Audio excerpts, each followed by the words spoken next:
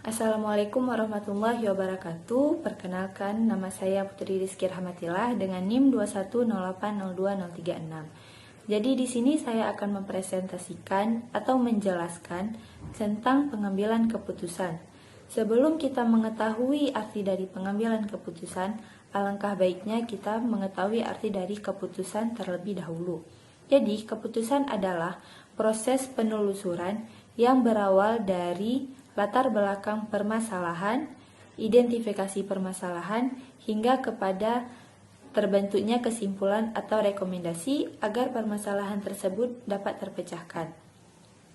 Sedangkan pengambilan keputusan adalah proses membuat pilihan dari sejumlah alternatif untuk mencapai hasil yang diinginkan. Jadi tadi keputusan itu adalah berawal dari latar belakangnya. Kita mencari latar belakang dari permasalahan tersebut. Kemudian kita identifikasi permasalahannya dan kita mencari solusi yang kira-kira dapat memecahkan permasalahan tersebut. Tentu tidak hanya satu solusi yang kita dapatkan. Tentu ada dari solusi A, solusi B, dan solusi C. Nah, kemudian pengambilan keputusan itu adalah kita memilih salah satu dari ketiga solusi yang ada pada kita. Dari tiga solusi itu, satu yang dipilih, maka itu dikatakan dengan pengambilan keputusan. Kemudian, keputusan itu terbagi dua. Yang pertama ada keputusan terprogram dan keputusan tidak terprogram. Keputusan terprogram adalah keputusan yang berulang dan telah ditentukan sebelumnya. Dalam keputusan terprogram, prosedur dapat digunakan untuk menyelesaikan permasalahan yang dialami sebuah organisasi atau instansi. Jadi, contohnya seperti penetapan harga barang di sebuah perusahaan atau di sebuah toko atau di sebuah tempat orang yang berdagang. Pada saat barang itu habis, tentu akan masuk barang baru. Nah, di saat masuk barang baru, kita akan menentukan harga dari produk tersebut. Kita dapat melihat prosedur yang di belakang atau pada produk sebelumnya, harga yang ditetapkan misalnya adalah harga 20.000. Maka produk yang baru ini yang baru keluar dengan jenis produk yang sama, harganya bisa ditetapkan seharga 20.000 juga karena sudah ada prosedur yang lama atau harga yang terdahulu. Nah, kemudian keputusan tidak terprogram. Keputusan ini adalah keputusan yang belum ditetapkan sebelumnya. Dan keputusan tidak terprogram ini tidak ada prosedur sebelumnya yang dapat digunakan untuk menyelesaikan permasalahan. Jadi contohnya seperti pada saat Indonesia terkena wabah COVID, itu adalah merupakan keputusan tidak terprogram karena sebelumnya Indonesia tidak pernah terkena wabah COVID. Berbeda dengan pengambilan keputusan terprogram, itu sudah ada sebelumnya.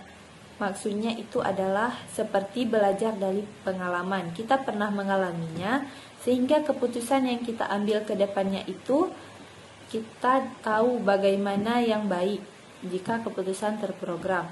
Sedangkan keputusan tidak terprogram itu adalah kita belum pernah mengalaminya. Jadi dalam mengambil keputusan tidak terprogram ini alangkah lebih baik berhati-hati atau mencari solusi yang paling terbaik dalam pengambilan keputusan yang tidak terprogram. Jika di dalam sebuah perusahaan atau instansi tentu saja ada seorang pemimpin. Nah, contohnya dalam merekrut karyawan baru. Merekrut karyawan baru itu ada 2 orang karyawan pelamar. Yang satu memiliki ijazah tentang komputer atau keahlian di bidang komputer, sedangkan yang satu lagi tidak memiliki ijazah, tetapi dia memiliki skill yang sangat baik. Nah, kemudian mereka ini melamar pekerjaan di satu instansi atau satu perusahaan yang sama. Sebagai seorang pemimpin yang baik, tentu harus mengambil keputusan yang benar di antara memilih yang memiliki ijazah atau yang memiliki skill. Kemudian dalam pengambilan keputusan itu tentu ada teknik pengambilan keputusan. Pada contoh ini kita akan mengambil teknik ideal. I itu merupakan identifikasi, D itu merupakan definisinya, kemudian E itu merupakan explore, kemudian A itu merupakan action, yaitu perbuatan. Kemudian L itu merupakan learn atau belajar dari hasil sebuah keputusan yang sudah kita ambil. Nah, pada pengambilan keputusan itu pertamanya kita harus mengidentifikasi permasalahannya. Jadi apa saja yang menjadi dasar-dasar permasalahan ada pada perusahaan. Misalnya, perusahaan membutuhkan pegawai yang bekerja di bidang komputer. Dia itu harus memiliki skill yang baik atau memiliki pemahaman tentang komputer yang baik. Nah, itu adalah permasalahannya. Kemudian kita mendefinisikan permasalahan tersebut. Apakah permasalahan tersebut dapat diselesaikan dengan orang yang hanya memahami sedikit atau memahami komputer itu dengan baik dan benar, atau hanya perlu permasalahan tersebut dapat diselesaikan apabila pegawainya itu hanya memahami software, tidak dengan hardware dari komputer itu. Kita harus mencari dan mendefinisikan permasalahan yang ada di perusahaan. Kemudian explore itu adalah kita mencari alternatif jalan keluar dari permasalahan. Tadi ada 2 pegawai yang mendaftar sebagai karyawan untuk di bidang komputer atau di bidang IT.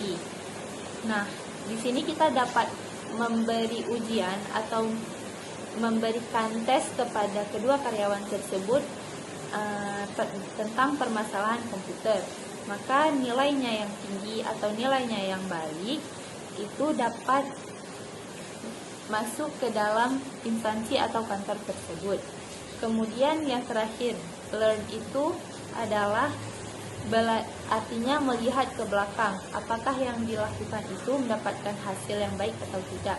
Setelah kita melewati tahapan mengidentifikasi permasalahan, mendefinisikan permasalahan, mengekspor permasalahan, kemudian melakukan tes yaitu actionnya kepada kedua karyawan tersebut, apakah mendapatkan hasil yang terbaik atau tidak. Jika tidak, maka kita harus belajar lagi ke belakang di mana kesalahan yang ada. Dan setiap kita mengambil keputusan, tentu tidak hanya satu solusi yang kita dapatkan. Kita akan mendapatkan solusi B, solusi C, atau solusi D. Nah, jika solusi A tidak berjalan, maka kita menjalankan solusi B. Jika B juga tidak berjalan, kita akan menjalankan solusi C. Di saat kita menemukan sebuah solusi, tentu ada dampak negatif dan positifnya. Jadi, dalam setiap pengambilan keputusan itu pasti memiliki hasil yang baik dan yang tidak baik. Sekian saya rasa. Wassalamualaikum warahmatullahi wabarakatuh.